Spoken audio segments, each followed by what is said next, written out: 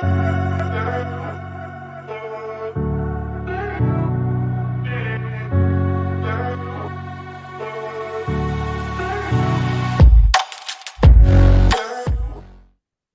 and welcome to Curious Conversations. We are your hosts, Carly and Mandy, and today we are talking about a few different things. We're going to talk about the bystander effect and kind of touch on how the 911 system came about. And that's all wrapped around the story of Kitty Genovese, who was murdered outside of her apartment while an alleged 38 people watched and did nothing. But before we get started, go ahead and hit that subscribe button so you don't miss an episode. Subscribing makes you eligible for our giveaways and is the only way to see our live chats. Mandy, prior to our brainstorming this episode, what did you know about the bystander effect? Okay, so I have to say something before we get into the story, and it's a little Yeah. lighter because the story is, all over the place. But so did you think this Kitty Genovese, did you think that she looked like Sinead O'Connor? Did you think of that with her Oh, picture? Do you see what I mean? you know I'm what? Especially her mugshot. That's the one. That's the one. Yeah. It's like if you've seen Sinead O'Connor with hair. I just had to come in light with that because by the time we get in the heavy stuff to say, hey, how about that look-alike? Was not gonna Yes. fly. That wouldn't play as well. So Yes. Which I just think that as Sinead O'Connor is beautiful. So, oh gosh, yes. yeah. Yes. I do too. Oh, Anyway, that's just a thing. Uh so okay, getting back to the real part though. I had heard about this incident with Kitty. So I heard it mhm. like a couple years back. I had one image in my head, had not done the research. So Okay. now we've done all that. I have some different thoughts. But so I haven't heard of another situation though that sort of matched this. Like a lot of people looking and not doing anything, and yet there's an actual name for it and a study on this. And maybe one time's enough. But did you find that part weird?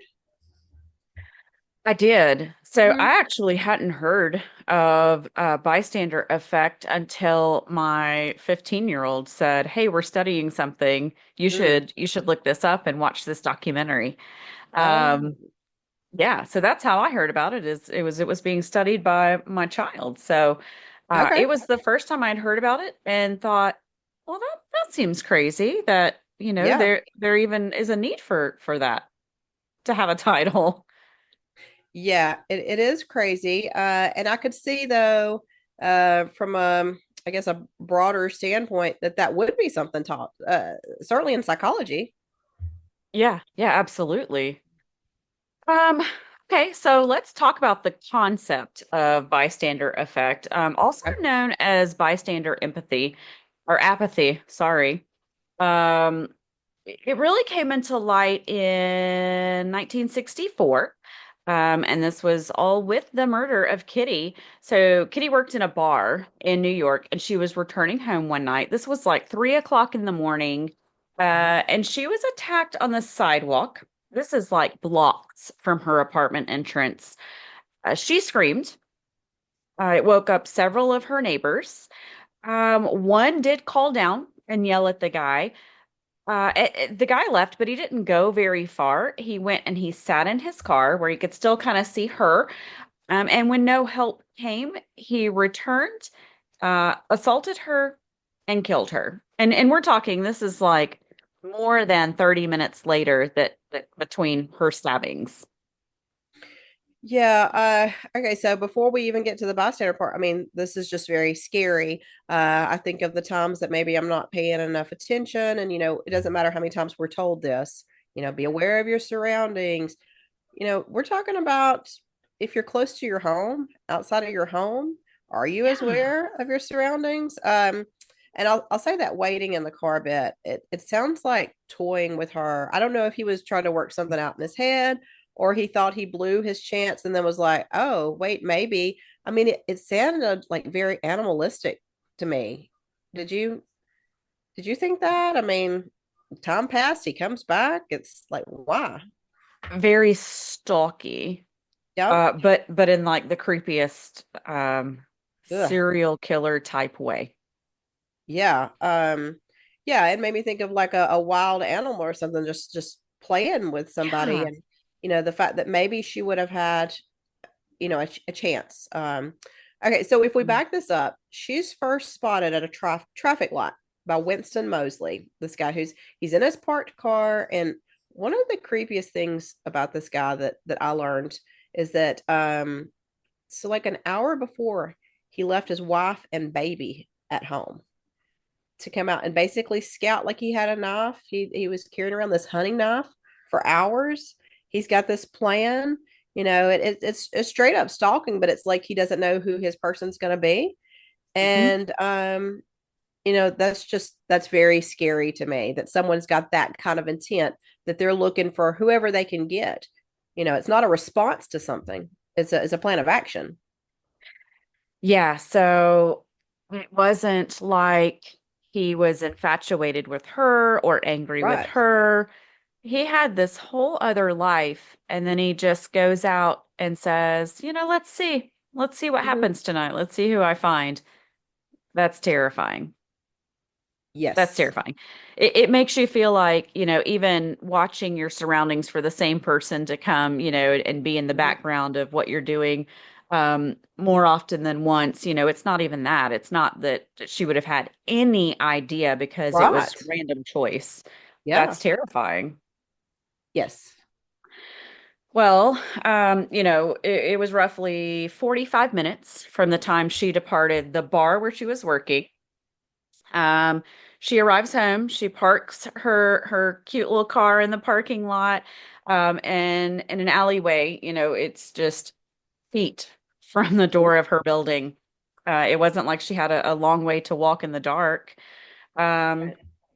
and in the few steps that it took her to walk towards her apartment complex, Mosley gets out of his vehicle. He's parked, at a bus stop. He approaches her with that hunting knife in hand, and she tries to run towards the front of the building. But of course, he overtook her and he ended up stabbing her twice in the back.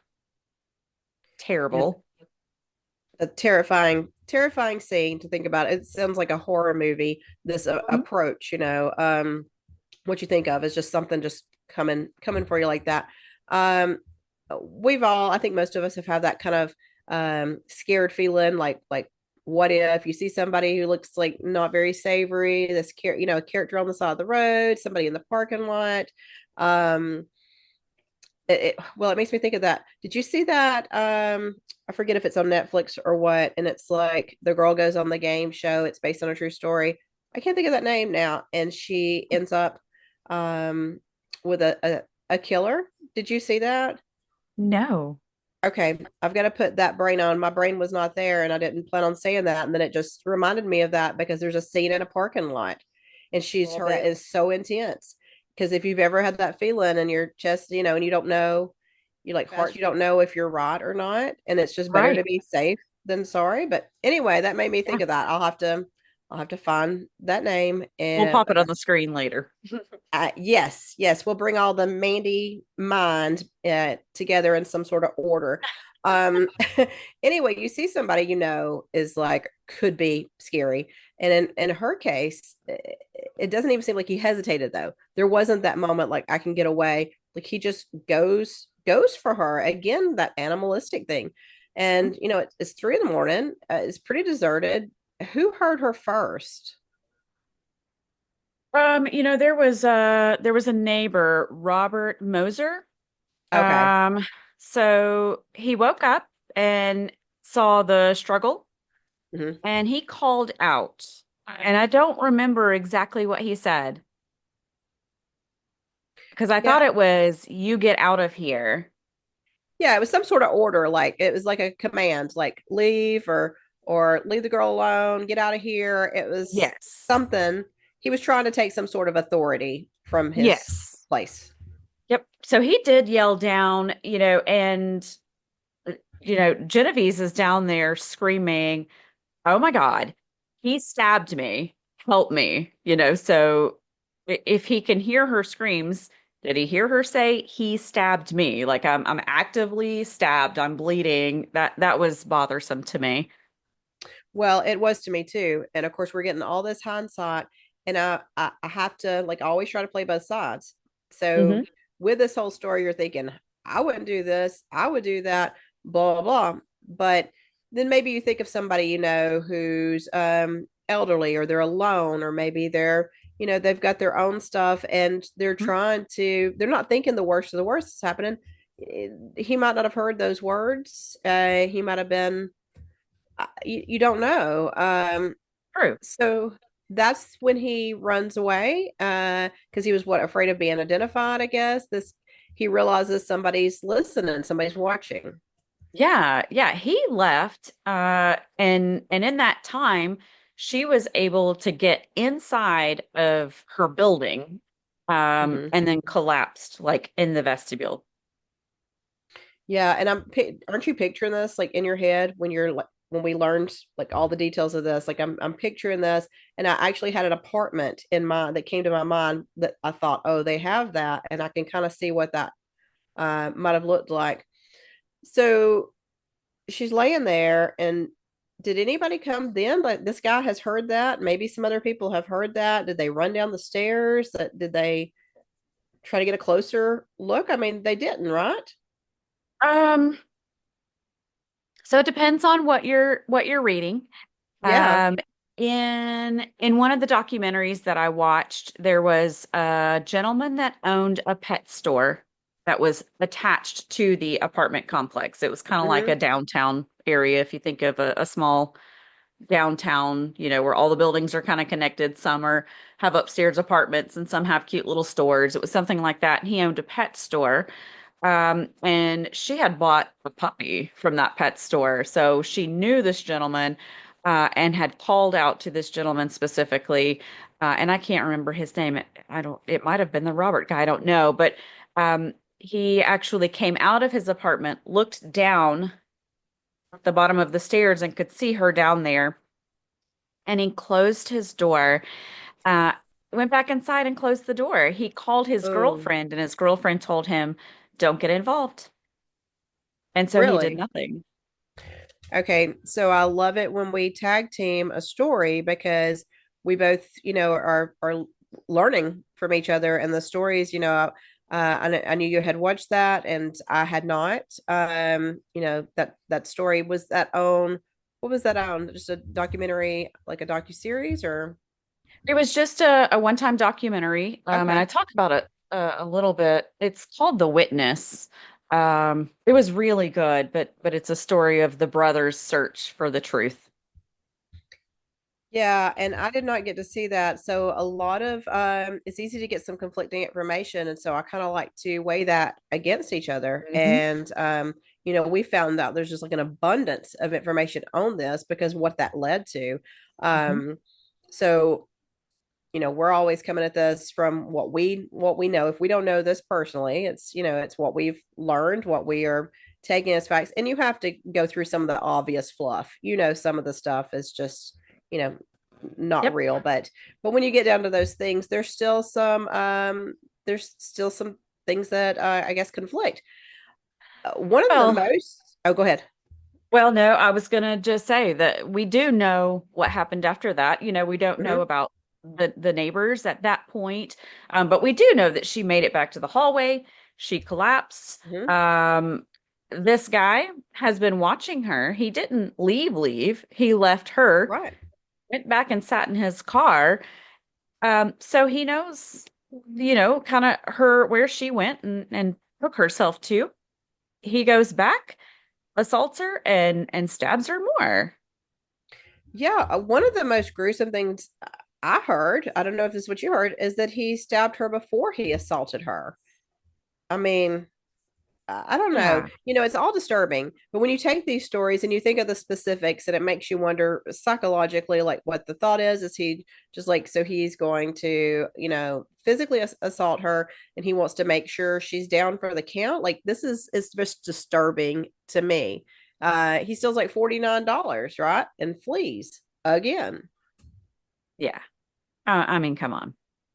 God. Yeah, there were several witnesses that were questioned. I do know that many of them said they didn't know what was going on. Okay, so you got to think, I mean, this is New York. This is in the 60s.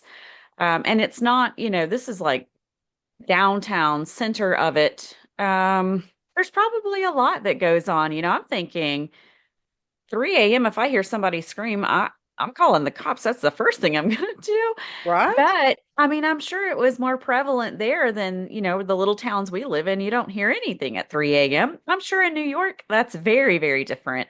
I don't know, but I think that most people said they either didn't really know what was going on, it was just a noise. Some said that they thought it might have been a fight between like a boyfriend, girlfriend, husband, wife. And then others just said, I just didn't want to get involved. I didn't feel like it was my place, or I don't know. But, the story made the headlines of the New York Times where it was a little blown out of proportion. We'll say it that way. Yeah, evidently there were a lot of people who heard her and some saw it, and that goes into the whole bystander thing. And they all thought someone else was handling it. But, that's an age-old thing. Like if somebody thinks somebody else is doing it, then they don't have to do it. And whether that's a chore, a job, we've experienced those level of things. You'd like to think in a dire situation that people are going to step up and do, what they should do the right thing. I Mhm. I mean, let me just say this real quick. What is the right thing? Like, what's your opinion? The right thing in that situation at that time? I think it's very different depending on your own circumstances. If you are a tiny little thing that's non-aggressive, just a live at home alone woman, Mm-hmm. no, probably don't go downstairs and try to fight off someone who's, stabbing someone. Um, I definitely, I mean, call the cops. Always Yeah. call the cops, yell out something. But I was kind of surprised at the amount of males, the men, who were like, yeah, it wasn't really my place. Oh, yeah. I don't think you and I have those men in our life. Like, I don't have that experience with men like that. No, nope. Mm-mm. Like Mm. you jump into action, ask questions later, you make sure that the people around you are okay. Yeah, so it seems so apathetic or callous or harsh or whatever, but if you think of it in a different way, like trying to consider what they were thinking, I can really only relate to this like maybe on a small scale. I always try to find some little something where I can Sure. maybe see where somebody's coming from. But these situations where you see somebody's in need, not like they're going to die, but in need or they're dealing with something, and you almost convince yourself like maybe um, maybe you're, I guess, maybe spread thin, or maybe you think you can't make a difference with somebody. And so you see these situations maybe out in public, someone who looks like they need some financial help or something, and you might could convince yourself at times somebody else is going to take care of it, Hmm. because you have your reasons or whatever, and you can't help everybody, or you think that you can't. So there's that. Like, were they thinking? Did they rationalize? I guess is what I'm getting at, or did they just sort of shut down? That's a trauma response. It's real. Hmm. Shock or disbelief. I mean, what do you think, Carly? I hadn't thought of that. There Mm-hmm. there may have been a trauma response there. Maybe there was Mm-hmm. something, you can help someone in one situation and it be appreciated and not in another. And I'll give you an example. Um, I was eating at a restaurant and it's in your hometown where I used to Okay. live. I was eating at a restaurant and there was a laundry facility next door. Um, had all my children with me too. They were like, "Whoa, Mm. stop." But there was a couple outside of that laundry facility, and you could hear them while we were standing inside of the restaurant getting ready to leave, arguing, but it's him yelling at her and he was threatening her and kind of pulling on her. I just went out there and I was like, "Hey, no, you know, Oh, I wow. don't think so. What are you doing?" Yeah. And I handle those situations differently because I've never been in that situation. I've never been pushed around by a guy. So I Mm-hmm. think that someone maybe that has been in that situation maybe would have that response of, I can't, and then I'm going to look back and go, well, why didn't you get involved? Well, maybe there's a genuine reason there. Maybe there's that the trauma of something else that has happened that is causing Yeah. that person to respond that way. But even in that situation, she was like, no, I'm fine. I'm pulling her. I'm like, no, you're coming home with me. I don't, what are you doing? But she left with him, and he's fussing at her and he apologized uh, to me, but he didn't apologize to her. yeah, I And hate to see those situations. Like I haven't often, but even just a little bit of that because you think, what's going on there? What's it like at home? If it's this in public, what's it at home? yes, exactly. But if I saw another couple doing, I would probably respond the same way. But if you've done that a couple of times and you see that woman going, okay, thanks for your help, but I don't need it, eventually you're going to be like, okay, you're on your own. I don't know what to tell you. I don't know. I have no idea. Yeah, and I do think you've got to look at demographics, and I'm not at all saying one area would be more apathetic than another area, but a lot of stuff goes on in a big city that I remember being stunned. Like, I'm going to sound like country girl, but I'm going to say this. So I've been to Atlanta plenty of times. That's the biggest, like, big city close to me. And but I'm still affected by things when I see people sleeping in the streets and that kind of thing. But I remember, but I come back home and I'm like, I guess if you see that every day, maybe you would get a little bit desensitized. Of course, we're looking with the story back to the '60s, but I'm just saying as a point. We went to a big event and took our son, and I remember being in a super crowded area, which I always hate. But people were like kind of walking over some people that were on the floor and that were just like against the wall that Uh, obviously didn't have a home or somewhere to be. And I got teared up and I looked at everybody else and they're just moving about. And I'm like ready to break down because I'm affected by that. But yeah. there's a million ways to get desensitized. There really are. And you hope to not do that. But bigger cities, faster pace, sometimes things can happen without you realizing it.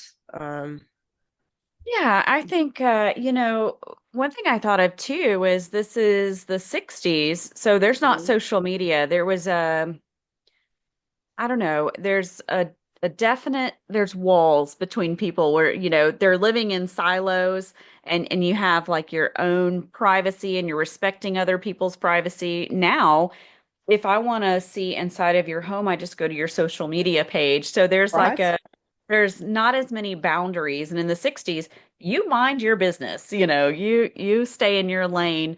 Um, I don't think that should be the case when it comes to something like this, but maybe it was like an overall mindset, is what I'm thinking. Yeah. I'm going to say this really quickly because you brought it to mind when you were talking about, going out and approaching somebody with a situation in public. Mhm. Two things came to my mind. I remember when I was very young, I was probably like 10 or 11.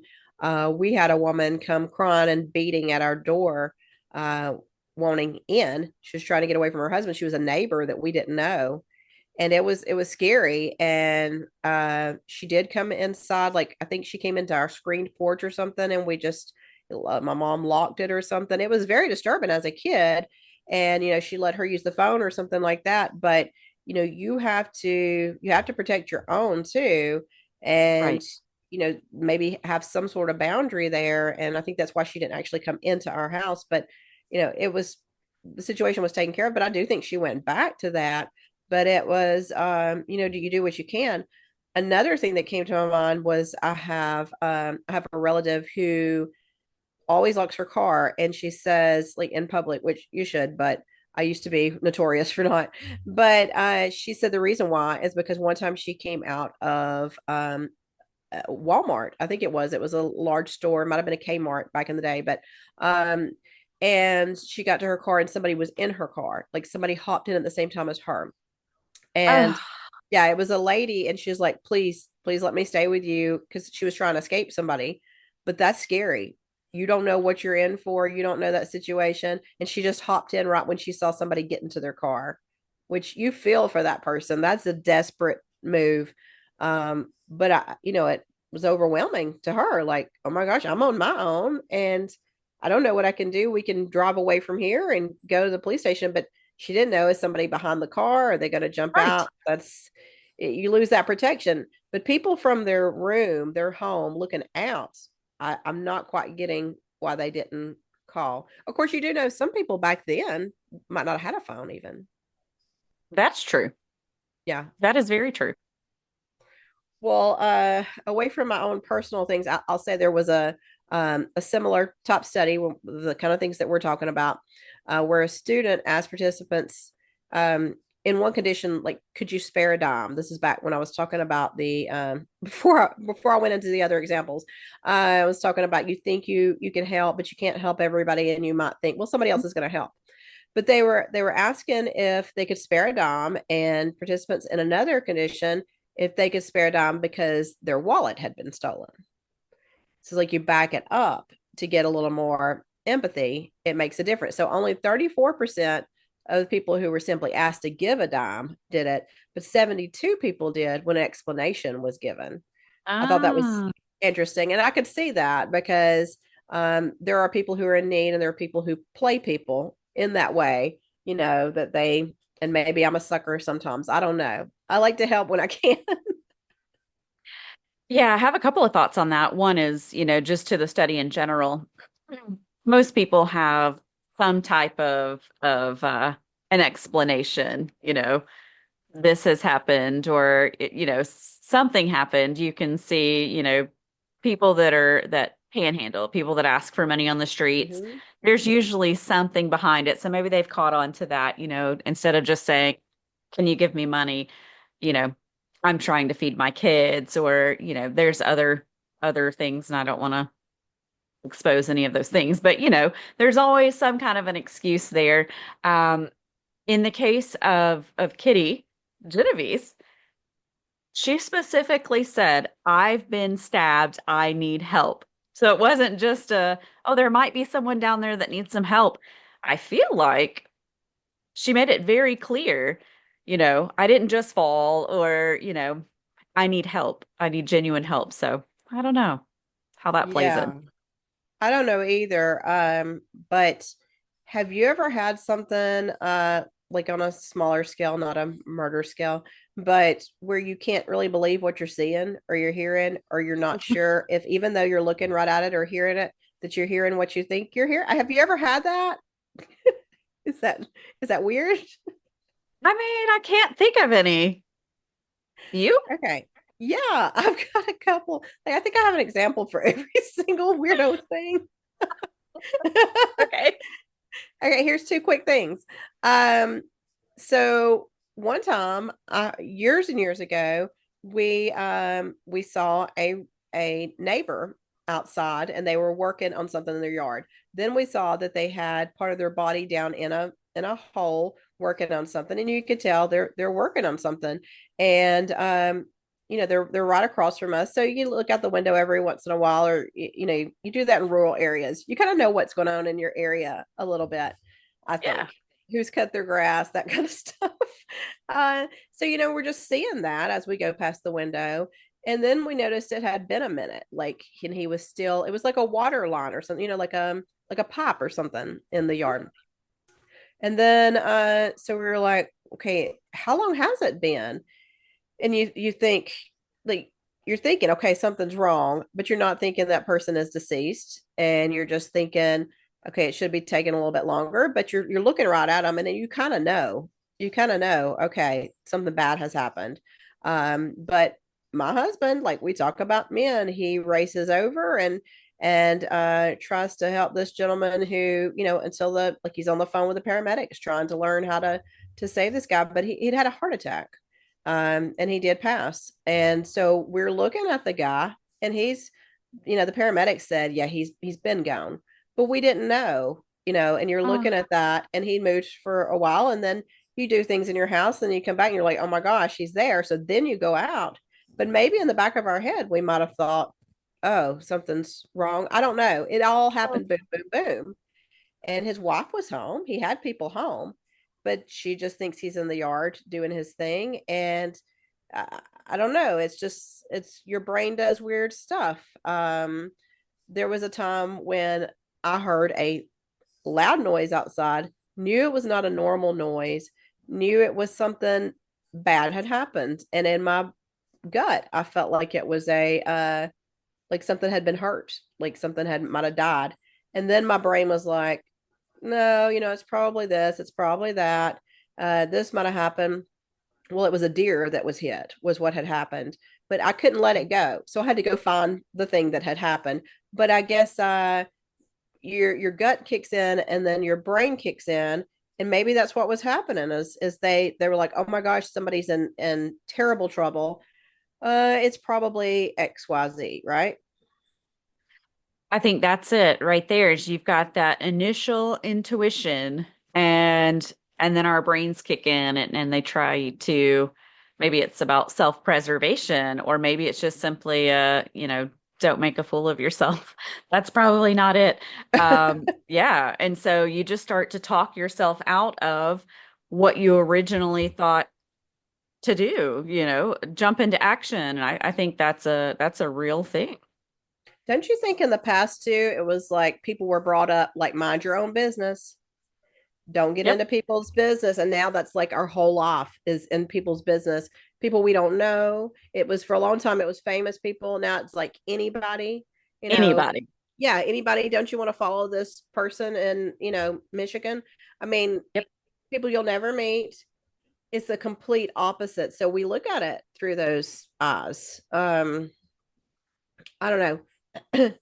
So the obvious point of this story is the response from the bystanders, but I, this is just an interesting aside. Did you know that in 1954 that Kitty's mother had witnessed a horrifying murder and that prompted the family to like move out of the city? Okay, I did not know that. Yeah, isn't that weird? Almost like, I don't know, foreshadowing or some kind of something ironic. I knew that they had moved out of the city and Kitty chose to stay Yep.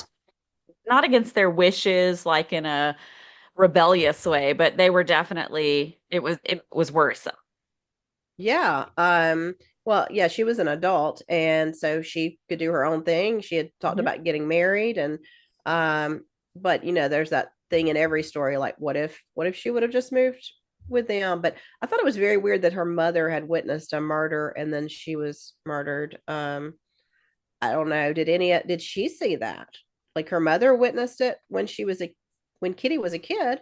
Did she maybe see it and did that have any effect on her her response? We talk about the other people's response, but would she have done something differently in the parking lot? A difference? I don't know. Like there's a lot of factors. So that's a good thought.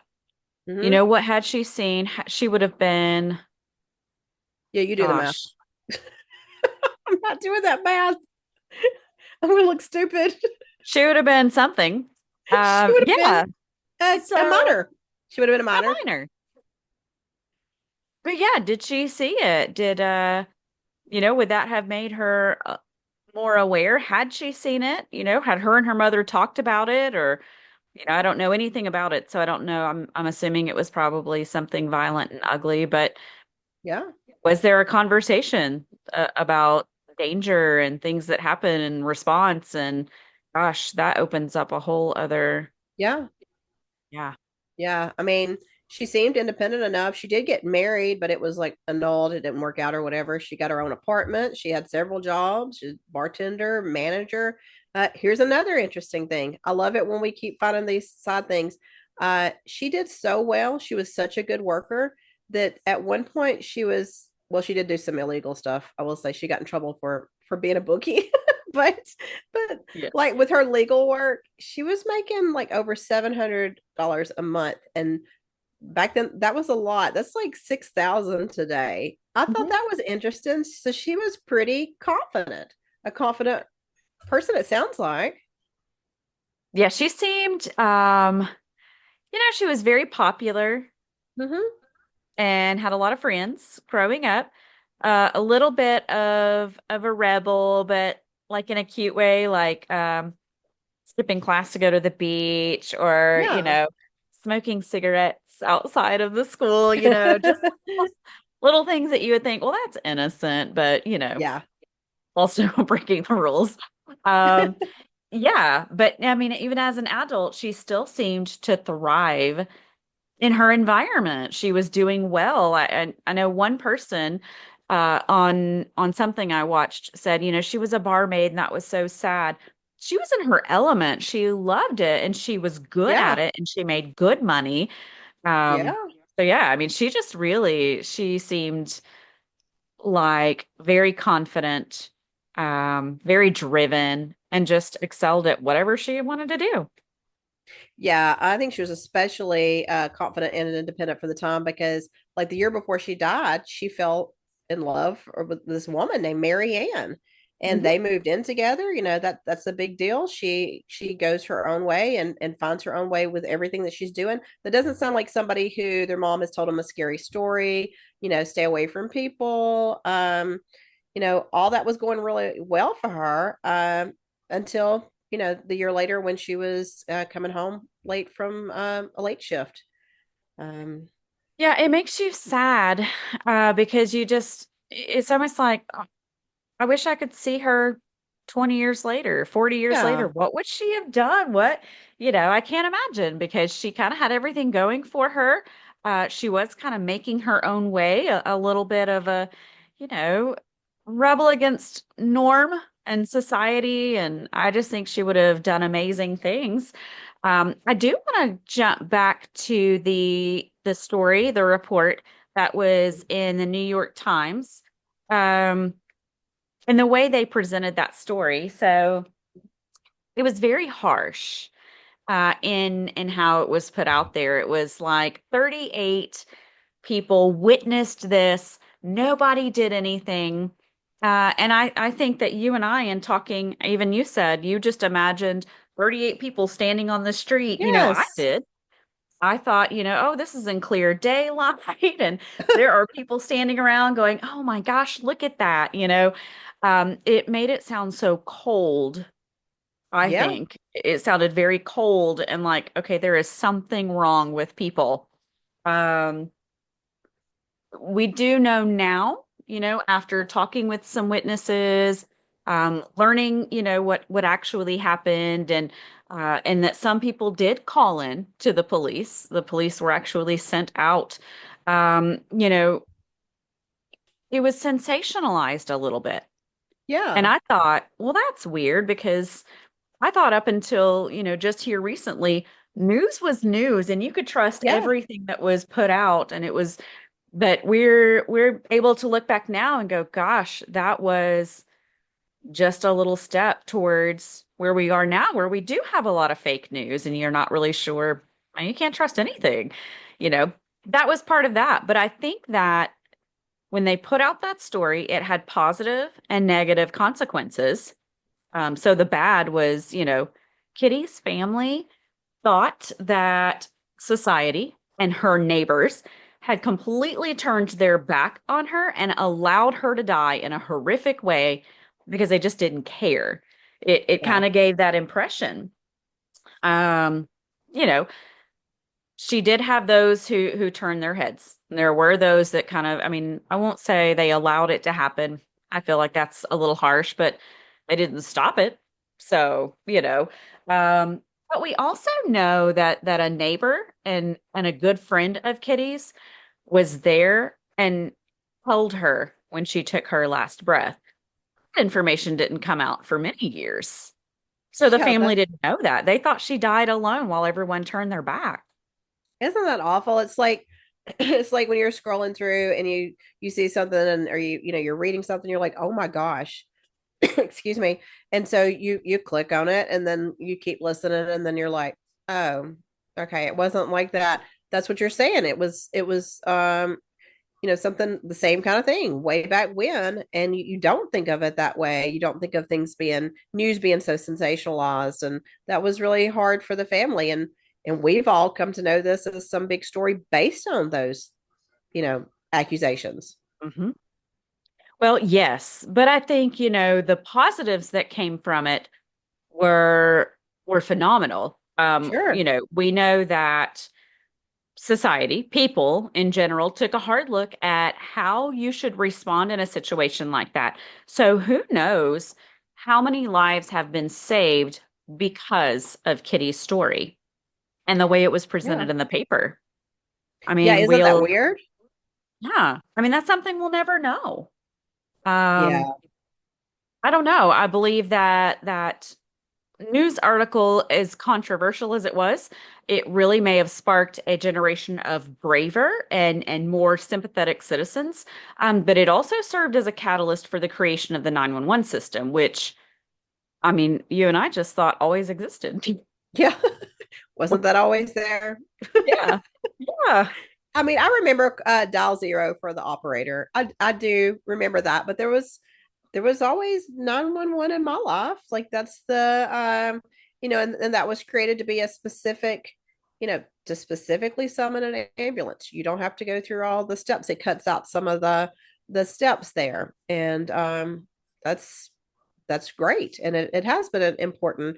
I don't know why you couldn't have just dialed zero at least. Do we know that? See, that's the thing. Do we know how many people did do that? But it was everything was not completely documented in that way.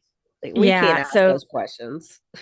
right. Yeah, I know that there were several witnesses who said they called. They called the police, Hmm. and the police responded by saying, "We already know.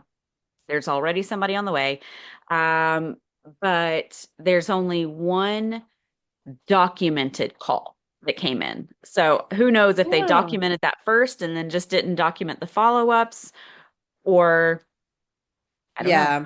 Again, another time period. We're crazy about the documentation. Like we've Yeah, got everything down. What we right. ate for breakfast is down. Um, so then there's the social side of this that made the difference too. So the social psychologist John Darley and Bibb, I think his name's Latane. They did all the heavy research on this whole bystander thing, and with this effect, they came up with 5 step. I guess it's like a 5 step decision making process. So if you're in a situation, it's kind of what is it, stop, drop, and roll with a fire. Like they were trying to have something down to help people consider how to handle something before intervening. Like we talked about before, you may have your partner who jumps up and goes into that. You may not feel like you can do that. So there's 5 steps that they suggest. Yeah. I really wish they would have come up with something a little more catchy, like stop, drop, roll. Yeah. Uh, because the 5 steps are not as easy to remember. But the first is noticing that there's something wrong. The Yeah. second is defining the situation as an emergency. The third is deciding whether they are personally responsible to act. Um, Fourth is choosing how to help. And fifth is implementing the chosen helping behavior. And this makes perfect sense. And you've got you're running that through a lot of different people with a lot of different experiences, and so you have to take that in consideration. But I know just the story I told about the neighbor. As soon as we realized, we knew enough to keep a watch, like it was in the back of our head, we thought, well, this could be a problem. And then as soon as we saw that something had changed and there was not a movement, it was pretty quick. Like our brain was going through it very quickly before we raced over. But before that, everything had seemed fine. But that's like, a defining the situation, whether it's an emergency. It talks about that. As soon as it was, you know, go forward. And Mhm. you think of the stuff as common sense, but that's what happens with a lot of different things is you have to be given steps or somebody has to explain it. You think people would just do what you would do, but they don't. Unfortunately, yeah, a lot of times. Nope. Well, you'd like to think in this situation, certainly you would help her, call on her behalf or whatever. But this whole thing did lead to some good stuff. So I don't know that you could say, well, it shouldn't have went this way, and then the good that came out of it. I was really surprised at the more I looked into it, how many things were in this story because I really was expecting just to talk about the fact that it was these people stood around and let something happen. And I feel like, 8 out of 10 sources, that's their focus, is the weirdo aspect of human behavior. But there's a lot more to this story the more you dig. Yeah, absolutely. You and I got a lot of conflicting information. I will say I watched a documentary on it called The Witness. And that was, like I said, that was her brother's journey. And he was kind of wanting to understand what happened. But I think that he needed some closure too, as to Mhm. why was she just left? Why didn't someone help her? Because, she could have been saved 100%. Yeah. After she was stabbed twice, but she was still alive enough that she was able to find her way into her apartment building. There was 30 minutes. If one person would have come down to her, he probably would have left. He wouldn't have come back. And so, I think that her brother needed some closure on that. It was moving. It was a moving documentary. I would suggest watching it. I want to give a couple of details about the documentary that could be considered spoilers, so listeners beware, but not terribly so. I was very emotional at the end of this documentary for two reasons. One, they hired an actress to reenact the day that she was murdered. Um, and and then her brother sat on the street as one of those eyewitnesses that never did anything. I don't know. It was very hard to watch. She's Oh, she's wow. screaming and calling out and he's crying. I don't know. It was very difficult. That got to me. But the second part was I just thought the most beautiful thing. So her brother is a double amputee. So he lost both of his legs serving as a Marine. And he said that when he was blown up, that he laid in a marsh and he thought of his sister. She was, lying alone in the street, no one coming to help her. And he said he felt like, oh, I'm gonna die like she did. Um, and then as he kind of started to accept that, he said that his Marine brothers picked him up and carried him to safety. And he knew that that was how it was supposed to be. You know, he Wow. wished that his sister had had that. Oh gosh, that's a lot. That's a Yeah. lot. And how much for him to carry inside of himself, and putting yourself on purpose in that situation where you could experience that. That's a dark place to get into, in your head, because it's something that you can't do anything about. But he was saved, he was rescued, and Mhm. what a lot in one family. It's Yeah, maybe I need to watch that one, but that sounds like a lot of emotion beneath all the sensationalism of everything. Yeah. Well, we have to wrap up with what happened to Mosley. He was found guilty, um, and he actually was sentenced, and he died in 2016. I mean, he lived to be 81. Um, but this was not like some single incident. He'd actually killed two other people before Kitty, Hmm. um, and he also, once he was inside, he let a breakout. He went and he stayed with a couple, and he assaulted the woman and held the man, and like, I think he was strapped down. And I mean, this guy, he was, well, just give an idea of his mindset. Here's a couple of quotes he said. He said, for a victim outside, it's a one time or a 1 hour or 1 minute affair. But for the person who's caught, it's forever. It's forever. Isn't that sad? I mean, That's sure, not there's a okay. sadness when somebody, repents, and they come to a different place in their life. But he just kind of kept up this criminal activity even in prison. At the hearing, he claimed he never intended to kill Kitty, and that he considered her murder to be a mugging, because people do kill people when they mug them sometimes. Did you know that? That's like a bad tagline. People do kill people when they mug them sometimes. So it's really just a mugging, right? Do you believe Yeah, this? he said at one point, it's actually really easy to kill somebody when you're stabbing them. Oh my gosh. I do Okay. know that the brother, Kitty's brother, reached out to him, to Mosley, and wanted to sit down with him, and Mosley denied it. He sat down with Mosley's son. And I don't know how much closure he got there. That was just a weird meeting. But he ended up writing Mosley a letter, and Mosley wrote back. And the only thing he said was, "Yeah, I was just the getaway driver. I didn't do it." Well, you've Oh my already gosh. admitted to it in, in court. Oh my So, gosh.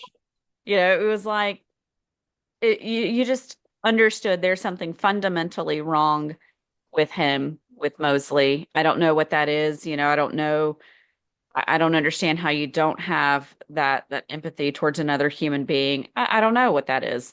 Um, we're constantly trying to get inside the mind of a serial killer and figure out what is it? What is there? But I do know, he died in 2016. He was 81 years old. He was one of the longest serving inmates in New York State prison, serving a total of 52 years. Wow. Yeah, that's gosh, there's just like all these different avenues of this story. Um and before we close, I've got to add one quote to these crazy quotes here from a dangerous killer. I had a correspondence with Henry Lee Lucas, and I will say when I asked him about the murders, because he went back and forth so much on how many people there were that he was responsible for, and he said, "I may have killed one or two if I killed anybody." Okay, Okay. all right then. Well, Ah, thanks for listening and for all your support as we celebrate milestones that are only happening because of our faithful listeners. If you want to support our work, you can do so by visiting our Buy Me a Coffee page at buymeacoffee.com/curious conversations. yeah. And if you love our podcast, be sure to subscribe and share it with a friend. If you have something curious you'd like to share or an idea for an upcoming episode, you can send us an email at ourcuriouspodcast@gmail.com. We'd love to hear from you.